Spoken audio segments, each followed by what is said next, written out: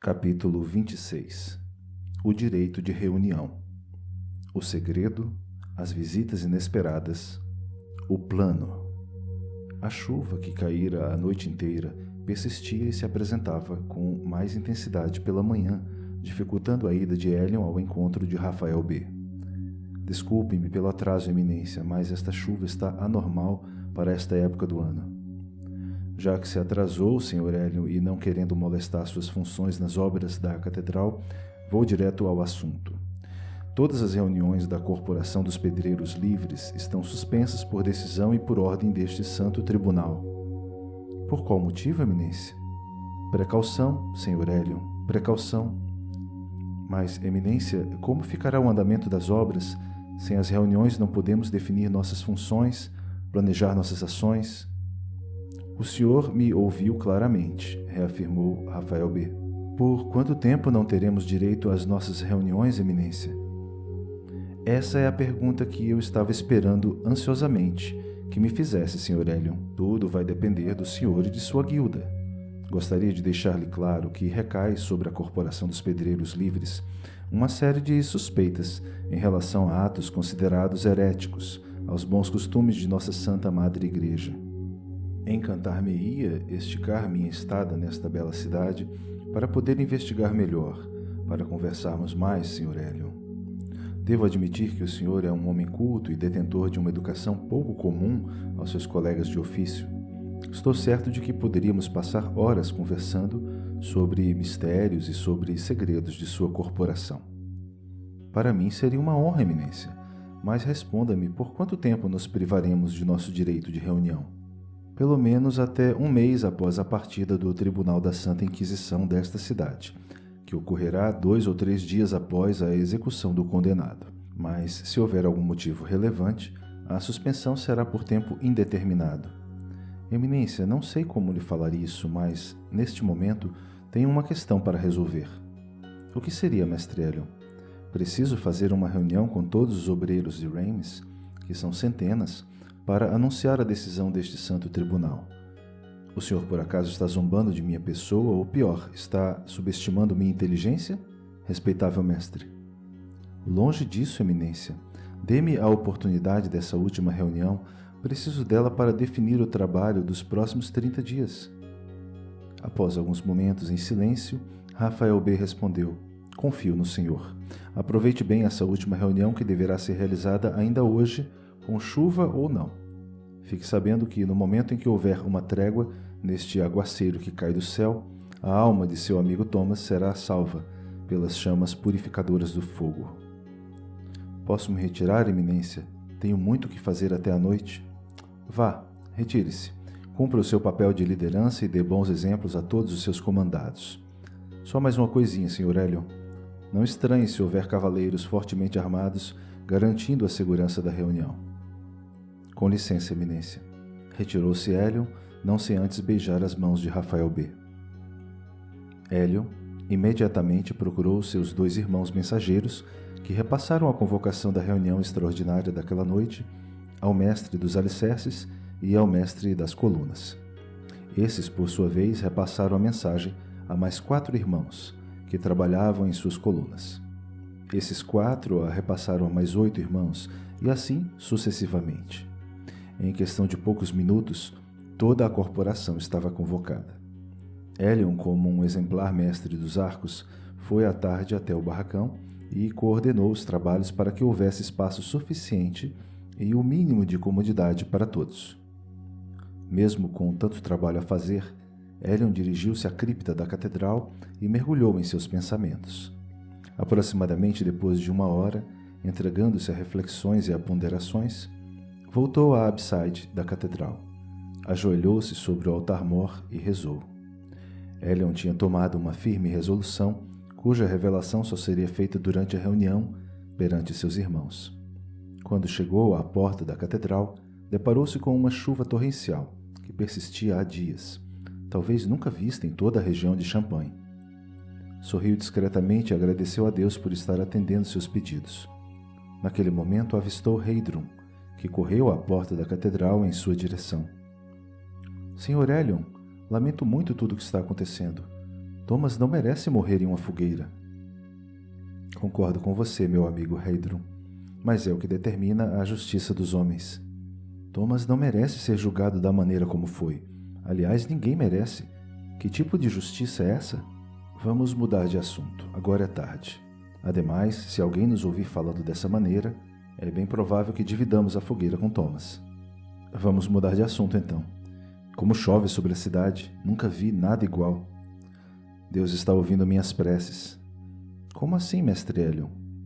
Enquanto chover, não haverá execução. Com seu hábil e lógico raciocínio de matemático, Heidrun respondeu, de onde posso concluir que está arquitetando um plano para salvar Thomas. Você está delirando, Heidrun? Esqueça isso. Com licença, tenho muito que fazer. E saiu correndo sob a chuva o dissimulado mestre arquiteto. 6:30. Já era uma noite escura. Os primeiros irmãos, sob grossos casacos e mantas encobrindo todo o corpo, começaram a chegar e a adentrar no barracão. Devido à intensidade da chuva, era impossível carregar tochas ou manter acesas as lamparinas de azeite fora daquele local. Os pedreiros que se aproximavam podiam notar a grande quantidade de cavaleiros, 12, talvez 14, que se mantinham ao redor do alojamento. Helion foi quem primeiro chegou e estava ansioso para começar pontualmente a reunião. Quando os sinos da catedral anunciaram 7 horas, ele, seguindo a centenária ritualística, iniciou os trabalhos daquela noite, mas não sem antes solicitar aos irmãos mestres de alicerces e mestres de colunas que averiguassem se todos os presentes eram realmente pedreiros, regularmente iniciados nos mistérios da arte real.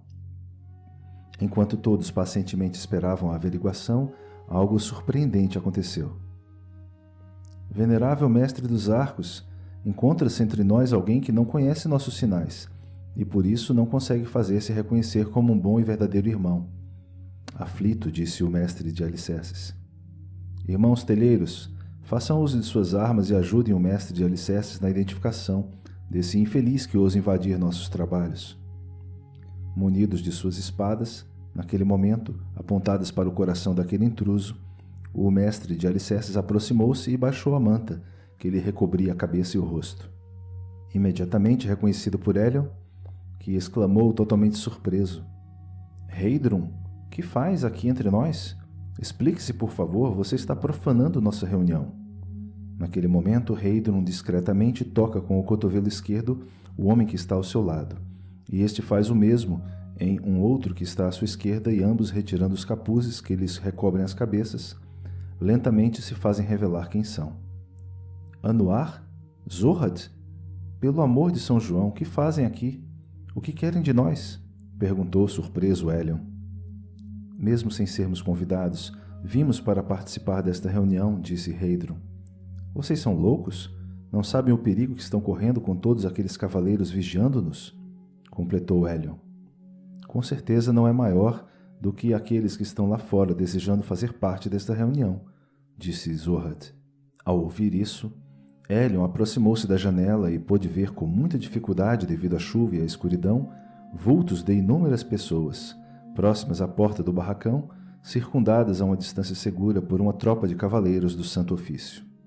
Se o senhor, mestre Helion, não abrir a porta e permitir que eles entrem, serão desmascarados por aqueles cavaleiros como não sendo pedreiros, e certamente serão presos e torturados, disse Anwar. Mas quem são eles? Grandes amigos e admiradores da Corporação dos Pedreiros Livres. O que querem aqui, neste momento tão desesperador? Ajudar, mestre Helion, ajudar a salvar Thomas. Vocês, sozinhos, jamais conseguirão fazê-lo, falaram os 3 mercadores carregados de emoção. Ao ouvir isso, Helion olhou para todos os seus irmãos, sem exceção. Suas pupilas estavam dilatadas, o coração batendo bem mais rápido que o habitual. Pela primeira vez em toda a sua vida de mestre dos arcos, Helion teve dificuldade extrema para tomar uma decisão. Fitou novamente todos os seus irmãos, principalmente os mais antigos e os mais experientes, esperando ouvir deles alguma opinião ou sugestão. O silêncio tomou conta de todos, reafirmando total apoio a qualquer decisão que Helion viesse a tomar. Anwar, Heidrun e Zohrad estavam aflitos e não paravam de olhar para todos ao mesmo tempo. rogando para que tomassem uma decisão o mais rápido possível. Naquele momento, tomados pela apreensão, porém decidido, Hélion falou perante todos. Ó São João, nosso padroeiro, ó Cláudios, Nicóstrato, Sinfrônio e Castório, os 4 santo coroados, patronos e protetores espirituais da Corporação dos Pedreiros Livres. Eu lhes peço desculpas e compreensão, e se possível for o perdão por tudo o que farei a partir de agora, quebrando nossos juramentos perante nossa antiga guilda. Se algum castigo tiver que recair, eu rogo que seja somente sobre mim, mestre arquiteto deste alojamento, eximindo de culpa ou cumplicidade qualquer um dos obreiros aqui reunidos. Todos permaneceram de cabeça baixa, em um ato de total humildade à grandeza do líder justo e fraterno, que era Hélion. Em seguida, Hélion ordenou que as portas do barracão fossem abertas, e algo completamente inusitado e memorável aconteceu, contrariando as antigas tradições da Guilda dos Pedreiros Livres. Um a um, disfarçados sob seus pesados e encharcados capotes, aquelas corajosas e decididas pessoas foram adentrando no barracão. O primeiro a retirar seu capote foi Itziak, o judeu, que ganhou um fraterno abraço de Hélion. Em seguida, Bernard, o velho cátaro, retirou com dificuldade seu casaco e, após receber o abraço de Hélion, foi convidado a sentar-se. Jeremia, o franciscano, veio com mais 5 de seus irmãos. Gustav, o beneditino, que não parava de tremer, veio sozinho, como era de esperar. Por último, e para total desespero de Hélion, Elinor, a bruxa celta, uma mulher participando de uma reunião de pedreiros. Hélion deu ordens para que fechassem a porta do barracão, quando ouviu anuar. Espere, meu amigo, está faltando uma pessoa. Naquele momento, um grande vulto, totalmente envolto em grossas mantas de pele de carneiro, postou-se à porta do barracão. Você vai permitir minha entrada neste alojamento, Hélion? Lógico que sim, meu grande amigo. Entre e seja bem-vindo, Aldebert, o alquimista. Assim que todos entraram, as portas foram devidamente fechadas e uma reunião que mudou definitivamente os rumos da história da Guilda dos Pedreiros Livres começou a acontecer. Enquanto chovia torrencialmente, o que ajudava a manter inaudível tudo o que se discutia, dezenas de pessoas aparentemente sem nada em comum estavam ali reunidas naquele barracão transformado, naquela noite, no templo da tolerância e da razão, com o firme propósito de salvar aquele que se entregou às chamas das fogueiras da Inquisição para trazer redenção a muitos dos habitantes de Reims. Já se aproximava da meia-noite, quando Hélion pediu silêncio a todos, pois precisava terminar a reunião. Meus irmãos e meus amigos, vamos recapitular a função de cada um para que nada saia errado. Aldebert, você trará a chave mestra e a sua mistura especial. Conte comigo, Hélion. Elinor, por favor, traga a maior quantidade de ossos possíveis e não se esqueça de um bom crânio. Sim, mestre Hélion.